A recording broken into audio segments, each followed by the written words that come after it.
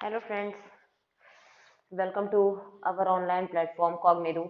हमने क्या जान लिया था बेटा कि नागरिकता अधिनियम के तहत हम लोगों को कितने तरीके से नागरिकता मिल सकती है, ये हम लोगों ने जान लिया था। ठीक है, ये सारी बातें हम लोगों ने जान ली थी। इसके आगे डिस्कस करते हैं क्या कि अब हम लोगों ने जितनी बातें ये जानी थी इसी अधिनियम के तहत तीन बातें और हैं। वो बात ये है कि कितने तरीके से हम लोगों की नागरिकता खत्म हो सकती है, समाप्त हो सकती है। इसी 1955 के अधिनियम के तहत बेटा, कितने 1955 के अधिनियम के तहत तीन बातें समाप्ति की भी बता रही हैं कि आपकी नागरिकता समाप्त कैसे हो सकती है। क्या हो सकता है?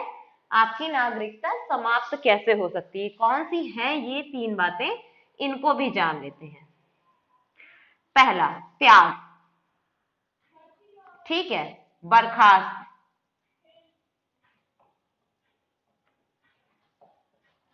ठीक है, वंचित। ठीक है, ये तीन बातें। इन तीन बातों को छोटे छोटे थोड़े थोड़ी चीजों से समझते हैं और समझने के बाद करते हैं आगे हम लोग बात एनआरआई वगैरह के बारे में। और इससे रिलेटेड मैंने कल आपको क्वेश्चन भी छोड़ा था। क्या किया था हमने? आप लोगों को एक क्वेश्चन छोड़ा था। वो क्वेश्चन क्या है बेटा? ठीक है, पूछा था ना कि स्टूडेंट एनआरआई होते हैं या नहीं होते। अब देखते हैं कि क्या है इसका जवाब। ठीक है, इसका आंसर आज आप लोगों को मिलेगा। तो त्याग का मतलब बेटा होता है कि कोई इंसान किसी और देश की नागरिकता अगर ले लेता है अपनी स्वेच्छा से, जोर जबरदस्ती नहीं, अगर अपनी स्वेच्छा से वो किसी और देश की नागरिकता ले लेता है तो क्या होगा? उसकी नागरिकता खत्म हो जाएगी। मतलब उसने अपने देश की नागरिकता क्या कर दी? त्याग दी। वो तो ऑटोमेटिकली मैं आपको पहले ही बता चुकी हूँ। अगर कोई व्यक्ति क्या कर रहा है, किसी और देश की नागरिकता को ले रहा है, किसी और देश की नागरिकता को अगर वो ले रहा है, मतलब सिटीजनशिप किसी और देश की अगर वो ले रहा है, तो क्या होगा? इस देश की नागरिकता यानी कि अपने देश की नागरिकता उसके पास से समाप्त हो जाएगी। पहला तरीका 1955 में ये दिया हुआ है कि समाप्त कैसे होगी। क्या होगा? समाप्त कैसे होगी। बर्खास्त की बात करते हैं। बर्खास्त से मतलब ये हुआ बेटा कि किसी इंसान की नागरिकता बर्खास्त कैसे होगी।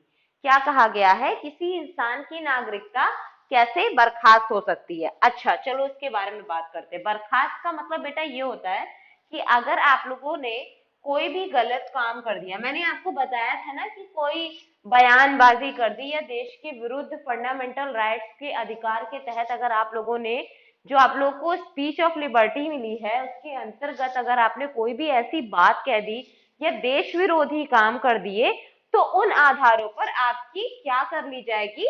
नागरिकता छीन ली जाएगी। क्या कर लिया जाएगा? नागरिकता छीन ली जाएगी। और जब नागरिकता छीन, ये दोनों बातें एक ही हैं। ठीक है, ये दोनों बातें एक ही हैं।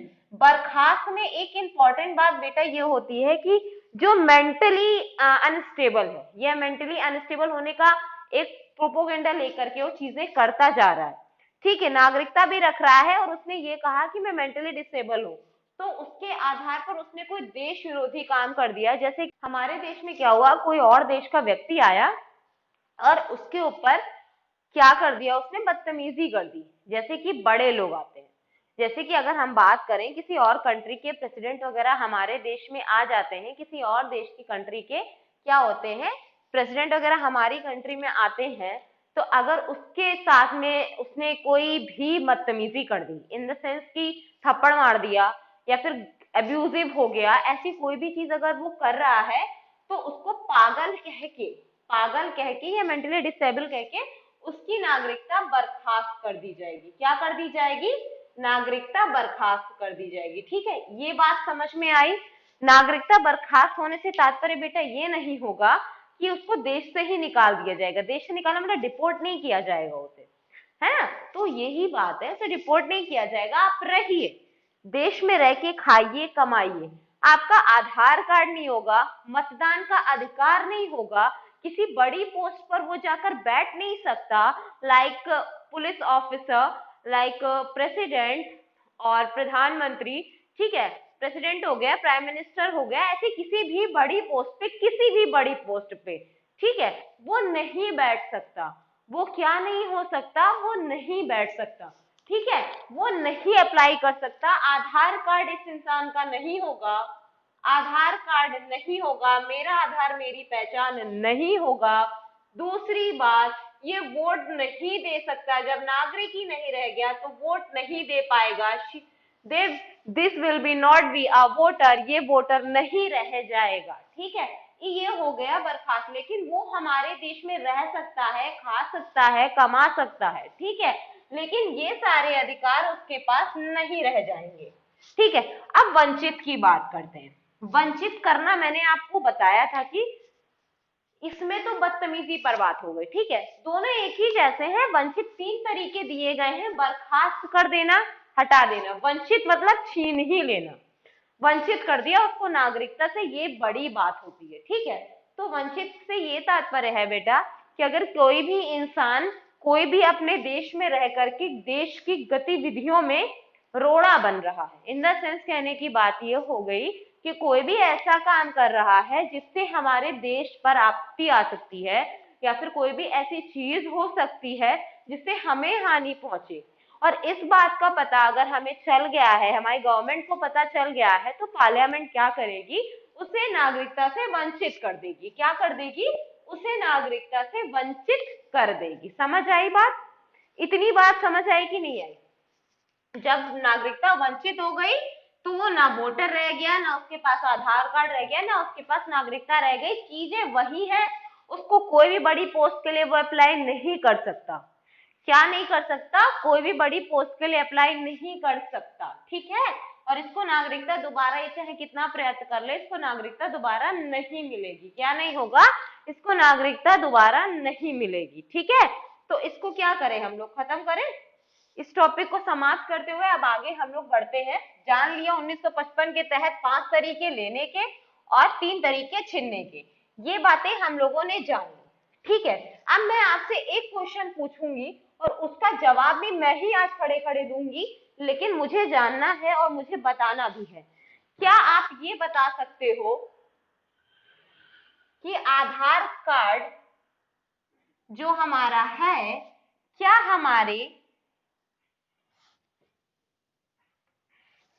ये हमारी पहचान है? क्या ये हमारी पहचान है? ये आप मुझे बता सकते हो? ये आप मतलब मेरे कहने का ये है, क्या ये नागरिकता का प्रमाण है? क्या ये नागरिकता का प्रमाण है? तो नहीं, ये हमारी नागरिकता का प्रमाण नहीं है। ये नागरिकता का प्रमाण नहीं बन सकता, ये सिर्फ हमारी पहचान है। इस देश के हम रहने वाले हैं, ये डोमिसाइल हो सकता है। एक टाइम पर क्या हो गया था बेटा, कहा जा रहा था ना कि आधार कार्ड मैंडेटरी है, कि आप हर जगह पर लिंक कराइए अपने अकाउंट, अपने फोन नंबर्स पे, जितनी भी चीजें आपके जीवन में हैं जो जरूरी है, उनके साथ आपका आधार कार्ड क्या होना चाहिए, लिंक होना चाहिए, है ना। ये बातें हो रही थी ना, तो इसको क्या किया गया, जब से सरकार आई है मोदी जी की, इसको मैंडेटरी करने का किया गया खत्म, और कहा गया कि ठीक है आधार कार्ड होगा तो, आधार कार्ड होगा तो, लेकिन ये आपके पैन कार्ड के साथ लिंक होना चाहिए। मैंडेटरी क्या किया गया कि आपके पैन कार्ड के साथ लिंक होना चाहिए। मुझे ऐसा आप ये सोच रहे हो कि ये पॉइंट मैम ने क्यों बताया, ये पॉइंट मैम ने आपको इसलिए बताया बेटा, कुछ चीजें, हर चीज जरूरी नहीं है कि वो रिलेटेबल हो आपके टॉपिक से। आधार कार्ड आपकी सिटीजनशिप की प्रमाण नहीं है, आधार कार्ड आपका सिटीजनशिप का प्रमाण नहीं है, इसलिए मैंने इस बात को बताया। ये मैंडेटरी है पैन कार्ड के साथ लिंक होने के लिए। मतलब अगर आप पैन कार्ड बनवा रहे हो या कुछ भी कर रहे हो, तो उसके लिए पहले आपको अपना आधार कार्ड और पासपोर्ट साइज फोटो देनी पड़ेगी। दूसरी बात कि आपके आधार कार्ड का जो नंबर होता है वो 12 नंबर्स का होता है। कितना होता है बेटा? 12 नंबर्स का होता है। ठीक है, 12 नंबर्स का आपका आधार कार्ड का नंबर होता है। ठीक है, और ये किसी से शेयर वेयर मत कर देना, समझे? कि मतलब कुछ भी उल्टी सीधी हरकतें मत कर देना कभी भी। अपना पैन कार्ड, ये तो कॉमन है भाई, ये सब तो आप लोगों के जानने वाली बात ही है। ठीक है, कि आप तो इतने अवेयर हो कि आपको इसके लिए अवेयर किया जाए, क्योंकि फ्रॉड बहुत बढ़ गया। जामताड़ा जैसी सिटी पे आज भी कॉल्स आती हैं और फ्रॉड होते हैं। और लोग उसमें फंस भी जाते हैं और काफी नुकसान हो जाता है। ठीक है, अब बात करते हैं अपने टॉपिक की जो मेन है सिटीजनशिप से रिलेटेड, मतलब एनआरआई वगैरह। एनआरआई हो गया, ठीक है, पीआईओ हो गया, ओसीआई हो गया। ठीक है, ये 3 टॉपिक आज हम लोग जानेंगे। अपने सिटीजनशिप के अंदर इनका क्या रोल है, इस टॉपिक के अंदर इसका क्या रोल है ये जानेंगे, ये क्यों मैंडेटरी है पढ़ना। ठीक है, इसको जानने के लिए सबसे पहले हम जानते हैं कि एनआरआई, अच्छा हमें नहीं लगता किसी को इसका मतलब नहीं पता होगा। क्या ऐसा है कोई जिसको इसका मतलब नहीं पता? क्या कोई ये नहीं जानता कि क्या है? भाई एनआरआई मतलब यही तो है, अनिवासी भारतीय। क्या है बेटा? अनिवासी भारतीय। मेरे कहने का मतलब है non resident Indian, non resident Indian. अब देखो इनके बारे में जानते हैं, ये क्या है नॉन रेजिडेंट इंडियन और इसका हमारी सिटीजनशिप से क्या लेना देना है। देखो एनआरआई, नॉन का एन, रेजिडेंट का आर, इंडियन का आई, एनआरआई। ठीक है, ये क्या है? यह वो नागरिक है बेटा, ये उनकी बात कर रहा है जो किसी और देश में रह करके क्या कर रहे हैं, कमा रहे हैं, खा रहे हैं। क्या कर रहे हैं? किसी और देश में रह रहे हैं, कमा रहे हैं, खा रहे हैं। ठीक है, ये उनके बारे में बात कर रहा है। किनके बारे में? जो है हमारे देश के, मतलब जो है हमारे देश के नागरिक मगर रहते नहीं है, किसी और देश में रह रहे हैं और वहां कमा रहे हैं, वहां खा रहे हैं, उनके बारे में ये बात कर रहा है।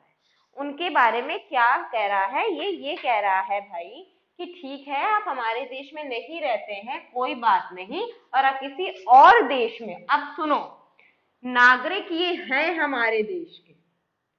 क्या है बेटा? ये नागरिक हमारे देश के ही हैं। क्या है? ये नागरिक हमारे देश के हैं। ठीक है, और किसी और देश में 1 साल में, मैंने कहा किसी और देश में 1 साल से 1 साल में आधे से ज्यादा साल वो किसी और देश में बिता रहे हैं, किसी और देश में व्यतीत कर रहे हैं, मतलब बिता रहे हैं 182 दिन से ज्यादा, मतलब आधा साल का आधा वो किसी और देश में बिता रहे हैं, किसी जॉब पर्पस।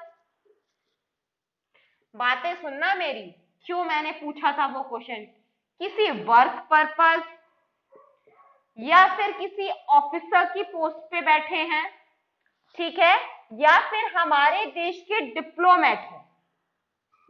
ठीक है, क्या है? किसी जॉब पर है, किसी वर्क पे है, किसी ऑफिसर पोस्ट में वहां पर नौकरी के पर्पस से बैठे हैं, या हमारे देश के डिप्लोमेट यानी राजदूत हैं। ये सारे लोग अगर किसी और देश में रह रहे हैं, 182 दिन से ज्यादा है वहां पर, 182 दिन से वो वहां पर है ज्यादा, और साथ ही साथ ये क्वेश्चन जरूर आ चुका होगा अब तक आप लोगों के दिमाग में कि अगर ऐसी बात है तो क्या एनआरआई इसको भी कहा जाएगा जो 2 महीने के लिए या 3 महीने के लिए या 4 महीने के लिए किसी देश में गया है घूमने, वहां रह रहा है, 2 महीने हो गए, 3 महीने हो गए, 4 महीने हो गए, वो वहां पर रह रहा है, तो क्या उसे भी एनआरआई बोलेंगे? नहीं बोलेंगे भाई, नहीं बोलेंगे।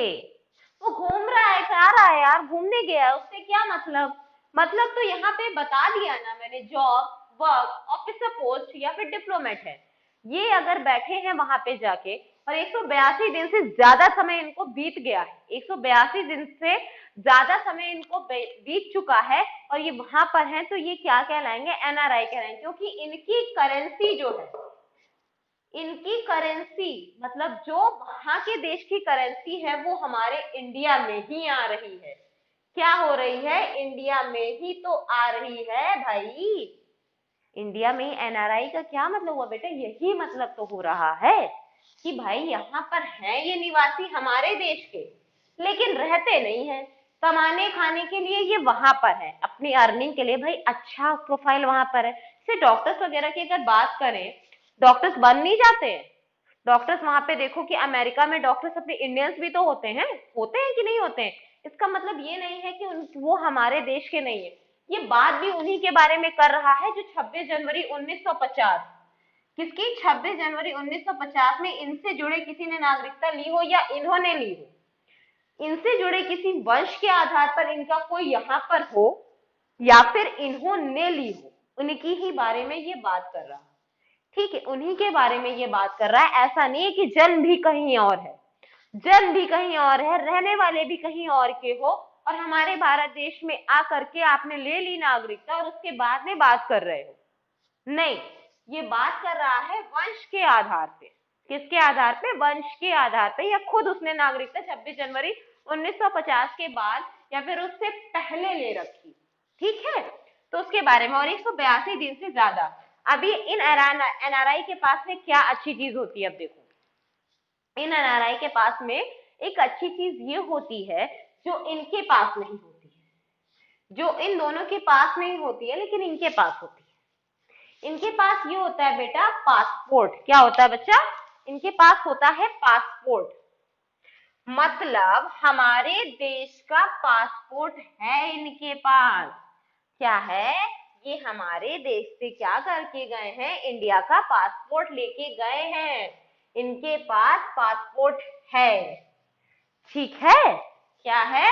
पासपोर्ट के आधार पर किसी और देश में रह रहे हैं या फिर इन्होंने वहां पर रह के कमा रहे हैं, कोई काम कर रहे हैं, राजदूत हैं, डिप्लोमेट हैं, ऑफिसर हैं, इनके पास क्या होगा हमारे देश का, तभी ये कहलाएंगे एनआरआई। पासपोर्ट होगा। क्या होगा बेटा? पासपोर्ट होगा। क्या होता है? पासपोर्ट होता है। अब समझो, यहाँ पर एनआरआई के पास में कुछ विशेष अधिकार होते हैं, कुछ उनको विशेष चीजें दी गई हैं, क्योंकि हमारे देश में इनका योगदान था इस मैटर में कि अगर ये लोग किसी और देश में जाके नहीं कमा रहे हैं, ठीक है, करेंसी बहुत मायने रखती है। यहाँ की जितने रुपए हैं वहां पे डॉलर मतलब कोई वैल्यू ही नहीं है उतने रुपए की। जो 200 रुपीज अगर हमारे देश का है, वहां पे $80 समथिंग होगा, उनके लिए कुछ नहीं है, इतना पैसा कुछ नहीं है। तो ये लोग जो कमा रहे हैं ना किसी और देश में, $80 मतलब एक इंडिविजुअल देश की मैं बात कर रही हूँ, ठीक है, तो वहां पे अगर कमा रहे हैं और वहां की करेंसी हमारे देश में रहने वालों को भेज रहे हैं, उनका कोई रिलेटिव रहता होगा, और अगर नहीं भी भेज रहे हैं लेकिन वो है तो हमारे देश के, वो आ तो हमारे ही देश में रहा है पैसा, कहीं ना कहीं तो वो अपना सेव कर रहे होंगे, वो आएगा कभी ना कभी तो हमारे देश में आ रहा होगा, तो इनको इनकम टैक्स नहीं भरना पड़ता। इनकी कमाई पर एक अच्छी चीज करी गई और कहा गया इनको इनकम टैक्स नहीं देना है। लेकिन ये सब 2011 के बाद हुआ। कब हुआ? 2011 के बाद। पहले इनके पास ये सब नहीं था। पहले क्या नहीं था?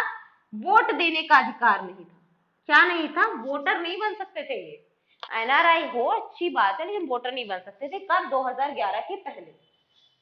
2011 के पहले ये हमारे देश के क्या नहीं बन सकते थे? वोटर नहीं बन सकते थे। फिर 2011 के बाद क्या किया गया? इनको वोटर भी बनाया गया, मतलब इनको मतदान देने का अधिकार भी दिया गया। ठीक है, मतदान देने का अधिकार भी दिया गया। समझ आया एनआरआई कौन होते हैं? और एनआरआई में स्टूडेंट्स नहीं आते हैं। स्टूडेंट्स एनआरआई में नहीं आते हैं, ये पढ़ने गए हैं। क्या गए हैं? ये पढ़ने गए हैं। ठीक है, वहां पर पढ़ के हम लोग कहते हैं ऑक्सफोर्ड यूनिवर्सिटी में पढ़ रहा है, यहाँ पढ़ रहा है, विलियम्स में पढ़ रहा है, तो इस सारी की अगर हम लोग बात कर रहे हैं बेटा, तो कहने का मतलब ये है स्टूडेंट्स वहां पे कमा थोड़े ना रहा है, वो तो पढ़ने गया है ना, तो वो एनआरआई कैसे कहलाया? वो एनआरआई नहीं कहलाता है। वो वहां पे पढ़ते पढ़ते अगर किसी जॉब प्रोफाइल पे हो जा रहा है तब वो एनआरआई कहलाएगा, लेकिन इसके पहले वो एनआरआई नहीं कहलाता है। क्या नहीं कहलाता है बेटा? एनआरआई नहीं कहलाएगा, क्योंकि वो स्टूडेंट्स कैटेगरी में आ गया है। इसको नोट डालकर लिख लेना, इसको नोट डालकर लिख लेना। स्टूडेंट्स कभी भी एनआरआई की सूची में, लिस्ट में नहीं आता है, क्योंकि ये वहां पढ़ने गया है ना कि कमाने गया है। ठीक है, वो बात अलग है कि वहां पर ये चीज बहुत कॉमन है कि स्टूडेंट्स लाइफ में बच्चे पढ़ भी रहे हैं और कमा भी रहे हैं। एज यूजुअल आप लोगों ने मूवी भी देखी होगी शायद, अंग्रेजी मीडियम इंग्लिश मीडियम करके कोई मूवी थी, मुझे याद नहीं है, इरफान खान की, जिनकी अभी हाल ही में डेथ हो गई 2020 में। ठीक है, उन्हीं की ये मूवी थी। ठीक है, तो उसमें ये चीज दिखाई भी गई है थोड़ी सी। ठीक है, समझ आई बात? इनको इनकम टैक्स नहीं देना पड़ता, ये हमारे देश के नागरिक भी कहलाते हैं, इनको वोट देने का भी अधिकार है, इतनी सारी सुविधाएं इनको दी गई। 2011 के बाद ये प्रावधान किया गया कि ये क्या कर सकते हैं, हमारे देश में वोट दे सकते हैं, क्योंकि एनआरआई कुछ जो थे उन्होंने इस बात पर क्वेश्चन उठाया था और कहा था कि जो है हमें मतदान देने का अधिकार क्यों नहीं है, जबकि हमारी वंश हमारी भूमि तो वही है, हम तो वंश से भी वहां के हैं, हमने जो है नागरिकता भी ले रखी है, ठीक है, 26 जनवरी 1950 के बाद में। तो उन्होंने कहा ठीक है, 2011 के बाद में इसमें किया गया बदलाव और कहा गया कि ठीक है वोट देने का अधिकार इन्हें भी दिया जाए, ठीक है, वोट देने का अधिकार इन्हें भी दिया जाए। लेकिन अभी इस पर इतना ज्यादा चीजें नहीं हो पा रही हैं कि वो लोग वहां से, होना चाहिए ना एक नियम, कुछ चीजें होनी चाहिए कि वो लोग वहां पे बैठे हैं तो वहां से वोट दे सकेंगे। इतना आसान नहीं होता ना बेटा कि अपनी जॉब प्रोफाइल को छोड़ के यहाँ पे आ पाना, तो इतना ज्यादा अभी चीजें नहीं है, लेकिन इनको अधिकार है, वोट दे सकते हैं, आ जाए और वोट देंगे, ठीक है। अब आगे बात करते हैं, किसके बारे में बात कर रहे हैं हम, पीआईओ। किसके बारे में बेटा हम लोग अब बात करेंगे, पीआईओ के बारे में बात करेंगे, पर्सन ऑफ इंडियन ओरिजिन। किसके बारे में, person of Indian origin. Indian origin तो समझते हो ना, भारतीय उद्भव के लोग, इंडियन ओरिजिन भारतीय उद्भव के लोग, पढ़ाया था ना मैंने, भारतीय उद्भव के लोग, इंडियन ओरिजिन के लोग। तो पीआईओ एक तरीके का कार्ड है, पीआईओ क्या है, एक तरीके का कार्ड है, क्या है बेटा, पीआईओ एक तरीके का कार्ड है जो भारतीय उद्भव के लोगों को दिया जाता है। किसको दिया जाता है, भारतीय उद्भव के लोगों को दिया जाता है, भारतीय उद्भव व्यक्ति, लिख लो भाई,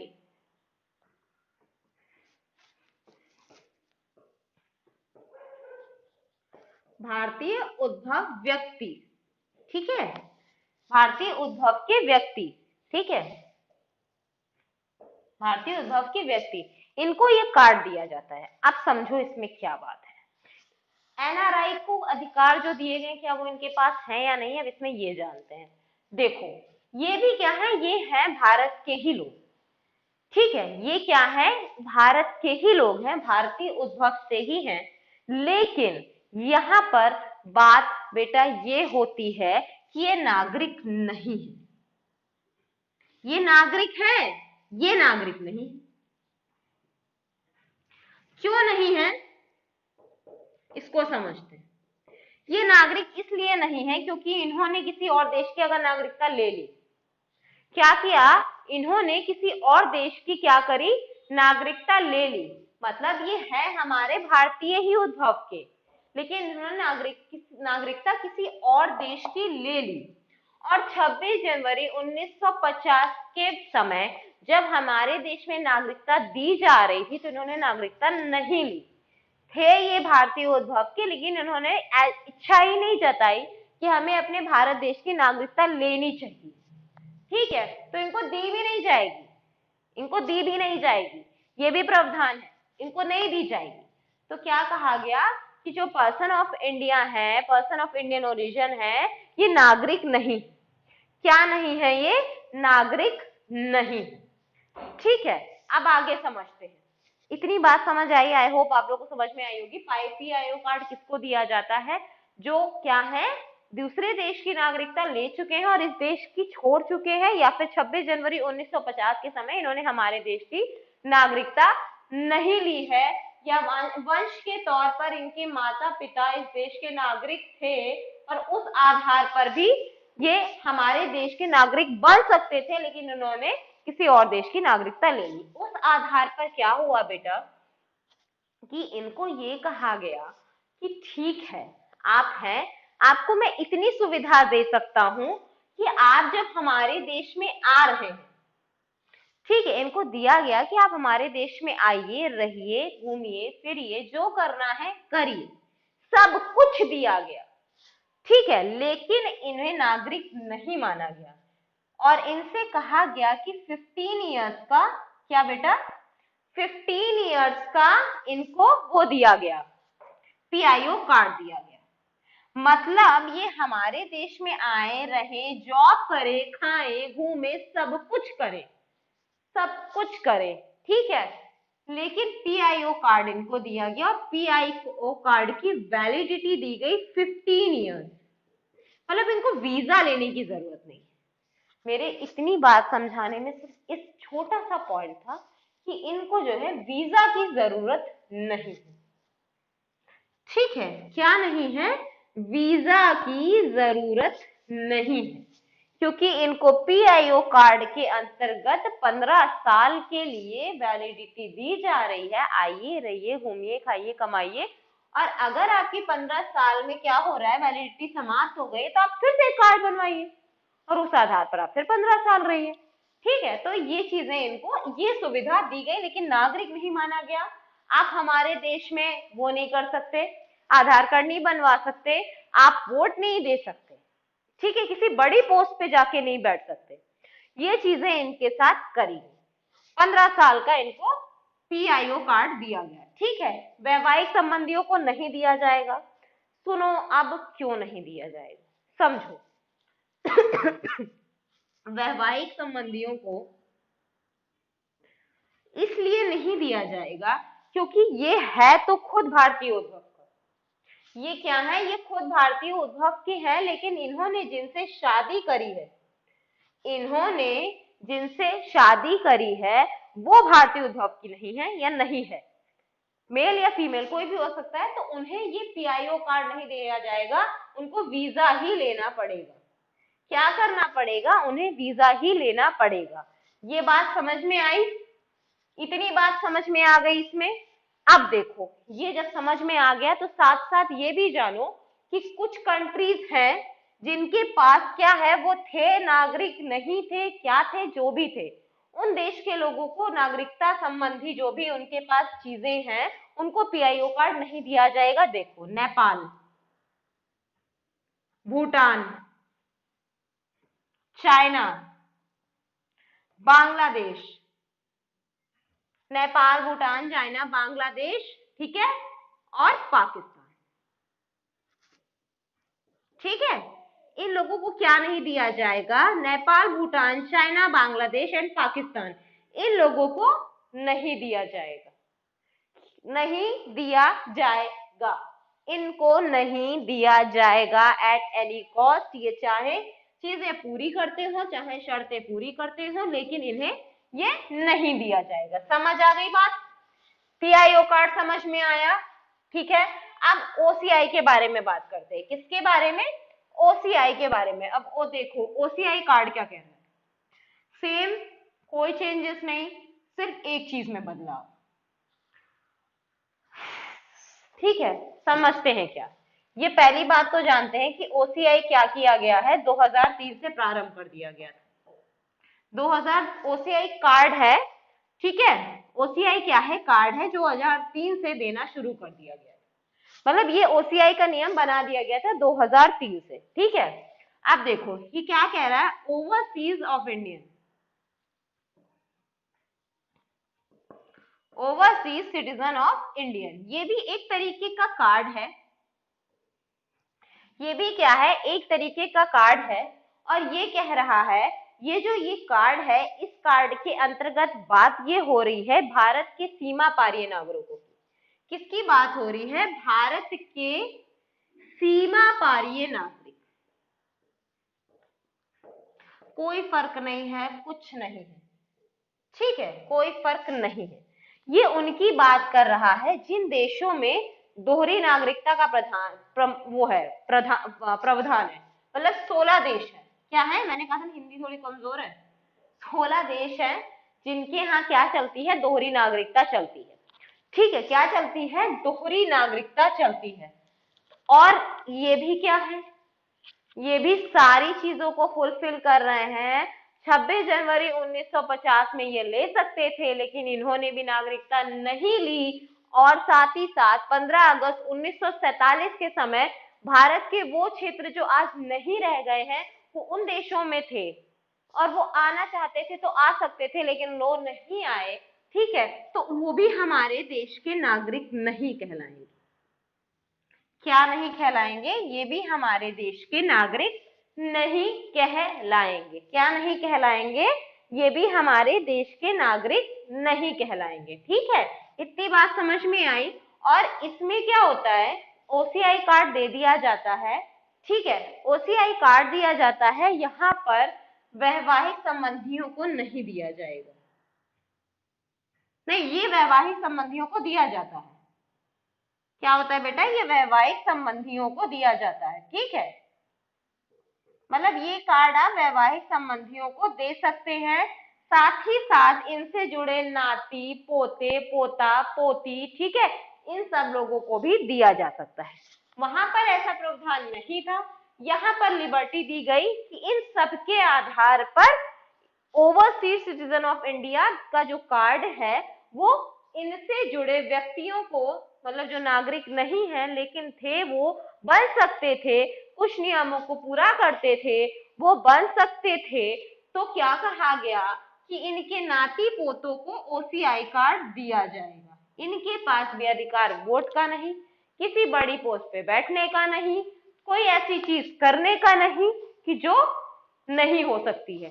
तो इनको भी वो सारी चीजें दी गई। ठीक है, इसमें क्या था, उसमें था वैवाहिक संबंधियों को नहीं दिया जाएगा, इसमें है कि मिल सकता है। अब देखो, अब मैंने आपको सीएए 2015 पढ़ाया था। देखो, सीएए 2015 पढ़ाया था और 2005 बताया था, मतलब ठीक है।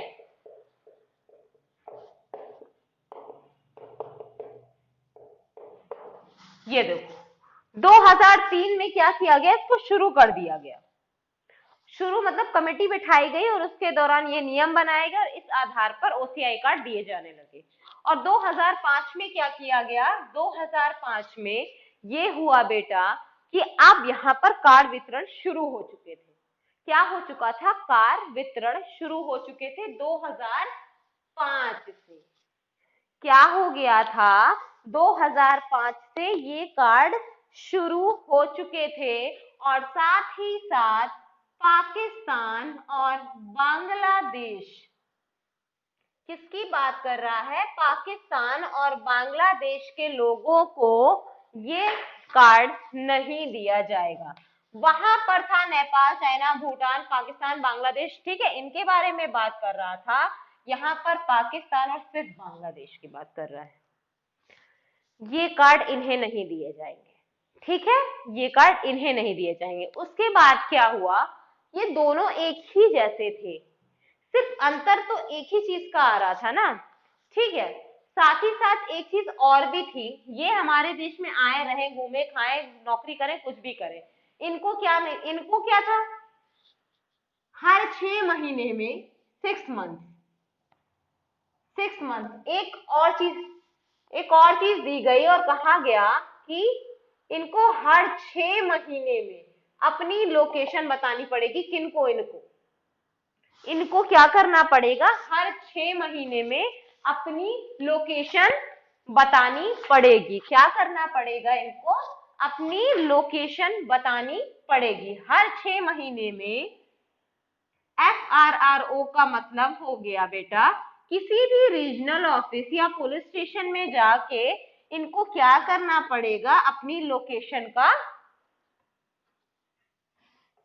लोकेशन के बारे में बताना पड़ेगा। ठीक है, इनके साथ ये प्रावधान किया गया, जिनको पीआईओ दिया जा रहा था, जिनको 15 साल का पीआईओ दिया जा रहा था, इनके साथ ये नहीं किया गया, इनको ये सुविधा दी गई। वही तो बात थी ना कि ऐसा कौन सा अंतर हो गया, जब चीजें एक जैसी हैं तो क्या अंतर है भाई, क्यों ऐसा किया गया कि मतलब पीआई और ओसीआई को सिर्फ इतनी सी बात के लिए अलग कर दिए, इस बात के लिए केवल नहीं। ये भी एक कारण था कि इनके साथ क्या किया गया कि ठीक है, इनको अपनी लोकेशन बतानी है लेकिन इन्हें नहीं बतानी। ठीक, समझ आई बात। रीजनल ऑफिस में जाके इन्हें हर 6 महीने में ये नहीं करना है कि मैं यहाँ पर हूँ और लिख लो भैया हमारी लोकेशन और मैं ये गतिविधि कर रहा हूँ या इस पर्पज से हूँ, ये इन्हें नहीं बताना पड़ेगा। ठीक, समझ आई बात। उसके बाद देखो क्या हुआ, काम बढ़ गया, वर्कलोड हो गया, तो इन्होंने क्या किया भाई, 2015 में मोदी सरकार में किया गया कि पीआईओ को ओसीआई में भी लेकर दिया गया। बांग्लादेश, सॉरी, पाकिस्तान और बांग्लादेश के लोगों को इसीलिए नहीं दिया जाता है, ठीक है, इसीलिए नहीं दिया जाता है क्योंकि लोकेशन संबंधी गतिविधि बताने की जानकारी इसमें नहीं, इसीलिए इनको नहीं दिया जाता। बाकी पीआईओ तो नहीं दिया जाता है खैर, लेकिन स्पेशली पाक और बांग्लादेश को किया गया क्योंकि वहां पे क्या होता है, धार्मिक गतिविधियां होती रहती है। क्या होता रहता है, धार्मिक गतिविधियां होती हैं। ये मुस्लिम ओरिजिन कंट्री है, मतलब कहने का बात ये हो गई हमारे देश में क्या नहीं है, धर्म से रिलेटेड चीजें नहीं होती है, सबको एक जैसा समझा जाता है। लेकिन यहाँ इन दो देशों में इंडिविजुअली अगर हम लोग बात करें, बहुत उत्पीड़ना दी जाती है, मतलब बहुत ही ज्यादा प्रताड़ित किया जाता है। वहां के हिंदू, सिख और बौद्ध, जैन, इन सबको क्या किया जाता है, परेशान किया जाता है इन दोनों कंट्रीज में। तो इनका हम देंगे ही नहीं ओसीआई कार्ड, इनको हम देंगे ही नहीं, ठीक है, कहानी ही खत्म। जब देना नहीं तो कोई मतलब ही नहीं, जब इन्हें नहीं तो इन्हें नहीं, ठीक है, तो एफआरओ की जरूरत ही नहीं है, ठीक है, ये बात समझ में आ गई। अब देखते हैं 2015 क्या कह रहा है, सीए 2015 के तहत ऐसा क्या हो गया। सीए 2015 यानी सिटीजनशिप अमेंडमेंट एक्ट के तहत ये हुआ बेटा, संशोधन, सॉरी, हाँ, सिटीजनशिप संशोधन अधिनियम के तहत ये हुआ कि ठीक है 2015 में जब दोनों चीजें एक तरीके की हैं तो विलय कर दिया गया, बस इतना सा काम किया गया।